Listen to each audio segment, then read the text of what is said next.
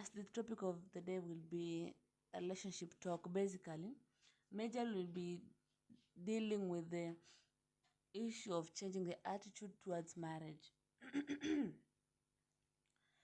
So let's start off.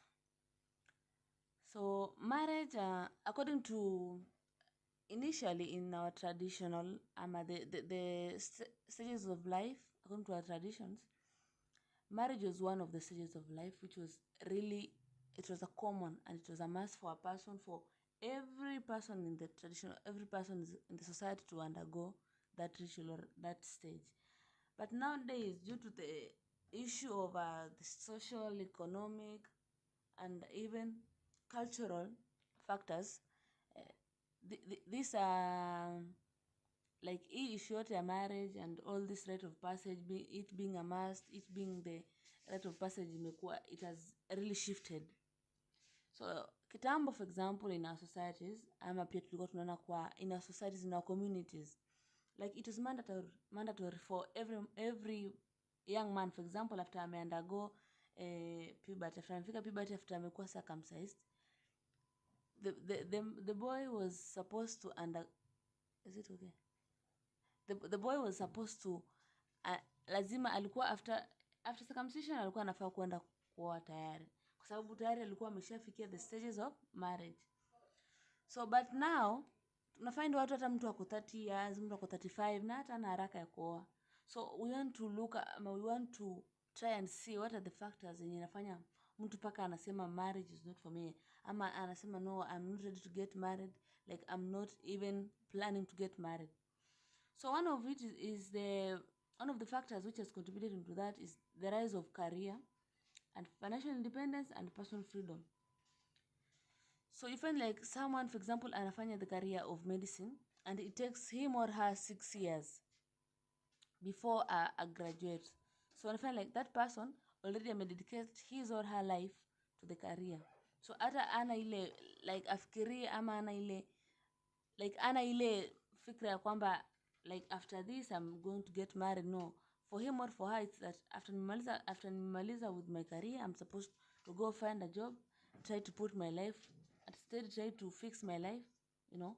But initially in the tradition ulikuwa unapata mtu tayari akisha undergo circumcision, msichana tayari akishakalishwa chini akafunzwa na either a mother or even shoshi yake ama aunti zake, already ana undergo marriage.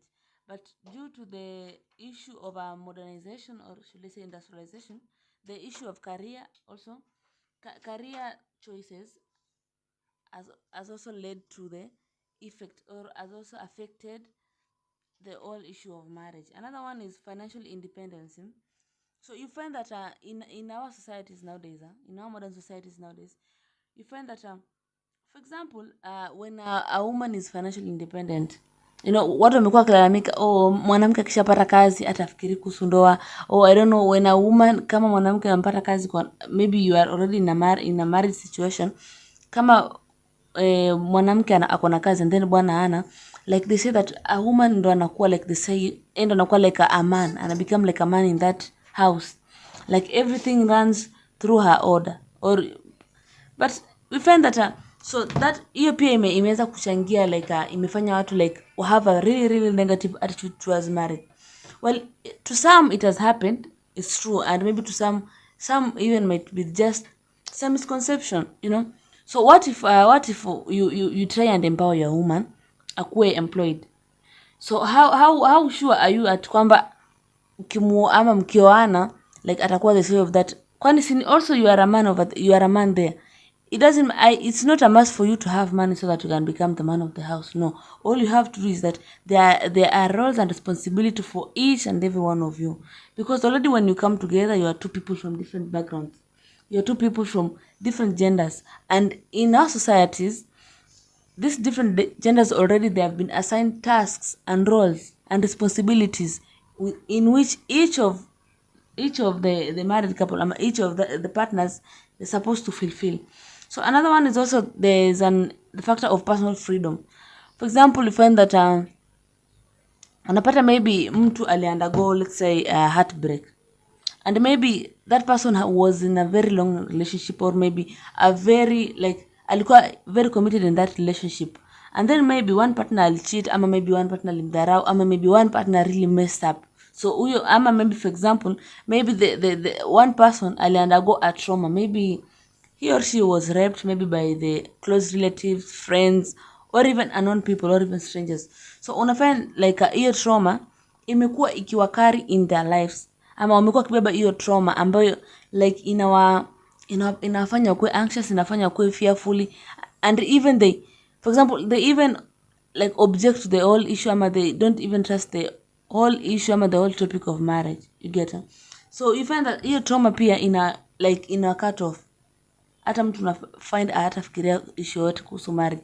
So unafind mtu anasema I will never get married. So I will never get married already inawapatia personal freedom. Maybe they want that personal freedom for them to heal from their past traumas ama childhood traumas. Maybe they need that free space for them maybe to find themselves, of which unakuja kupata when maybe they are 40 years ndo ameanza sasa kufind, amekuja sasa ameanza kujigundua. So already unaona hapo, maybe if it's a lady ama if it's a woman, unafind already maybe she might already ameshafika menopause. And you know one of the bigger what can I say, responsibility, ama one of the purpose of marriage is creating a family and having children. So already kama ushafika 40 years, umewaste your whole youthful life, umewaste even hiyo 30 years hapo, from 30 years yote umewaste. Sasa umefikisha 40 already, umeshakuwa menopause already. The whole issue of marriage, it's like it will be a waste of time. Okay, so another thing is also the issue of why marriage is happening later. So for example, I have friends who they are like 30 years and another one is 40 years, 42, and another one is 36, but they hawana hata wafikiri the whole issue of marriage. Why? Because wanasema no, mimi I'm not in a hurry to get married.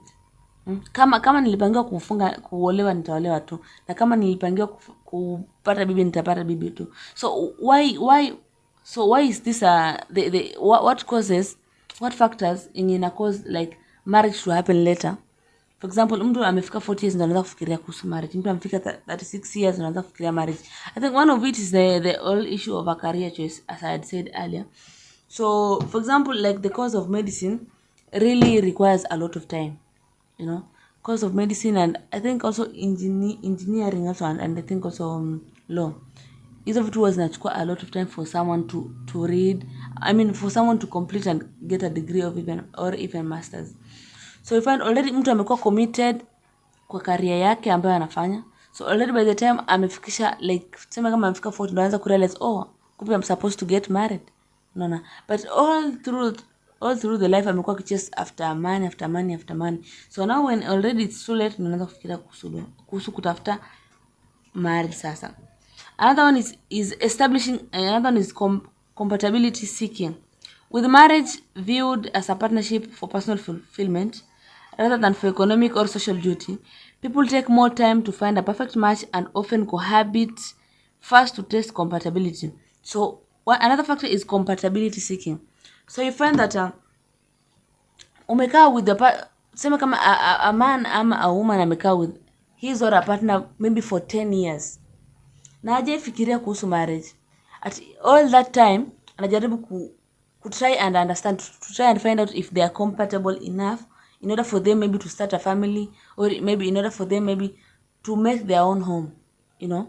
So this also the whole idea of compatibility seeking, it takes a lot of time. Already it will need you partners to cohabit. So nyinyi tu mnakaa na mtu, you have been cohabiting for 10 years. All that time, kumbe the main issue you're trying to seek compatibility, of which it's a waste of time, you know.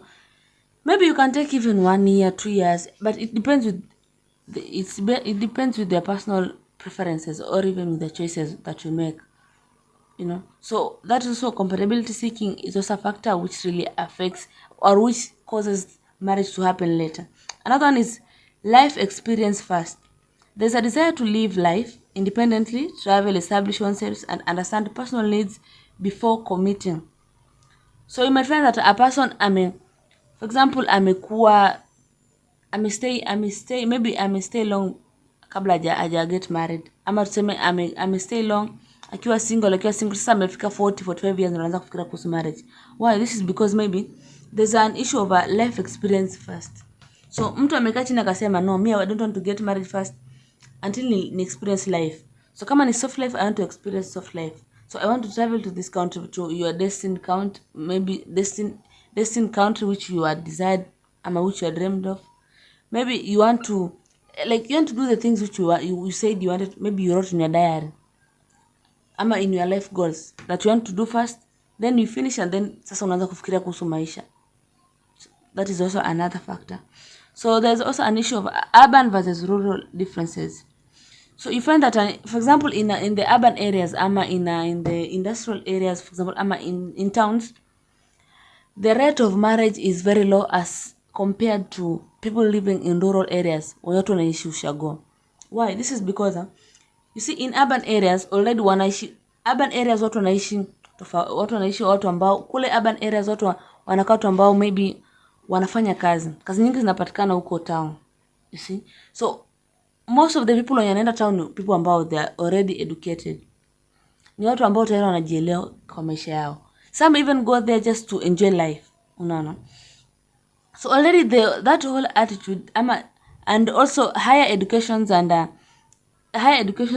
huwa zinapatikana sana town. For example, there are universities in the town, there are colleges in the town as compared to rural areas. So una find most of the people wanna spend a lot of time in the town ama in urban areas seeking for money, ama even pursuing their careers, ama even enjoying and trying to find themselves. So they all that period of time wanna waste time. They don't know they're wasting their time. No, it's not really wasting their time, but according to the factor of marriage, you know, even I think it was this month, our honorable president alikuwa anaambia vijana, if you're 25 years you're supposed to get married. So why? Because already amekaa kaona like watu wengi huku mjini they don't want to get married. People living in the urban areas, they don't want to get married. Youths living in the urban areas, they don't want to get married. Why? Because maybe of the factors like career choice, trying to seek compatibility, trying to find your life, you know. And in rural areas, ama in ushago, already there are rules which are set in the societies, and there are norms which are set in the society. So these norms already, they help people to behave in a certain way, and also they help to create harmony and peace in the society. So for example, already people know that kijana akishafikisha let's say amefika puberty after already amekuwa circumcised, so after hapo anaruhusiwa ku get married, unaona. So already they try to follow the norms which are already set there in the society. So already wanajua kijana akishakuwa circumcised, the boy is allowed to get married. Na msichana already akishafundwa na wazazi, or maybe akishafundwa na mamake, auntie zake, or even shosho yake, already anakuwa yuko already ready to get married. You see, huko hakuna vitu mingi there's career choice. No. Already there people follow the norms which are already set there in the society. So there's also another issue of why are the overall marriage rates declining?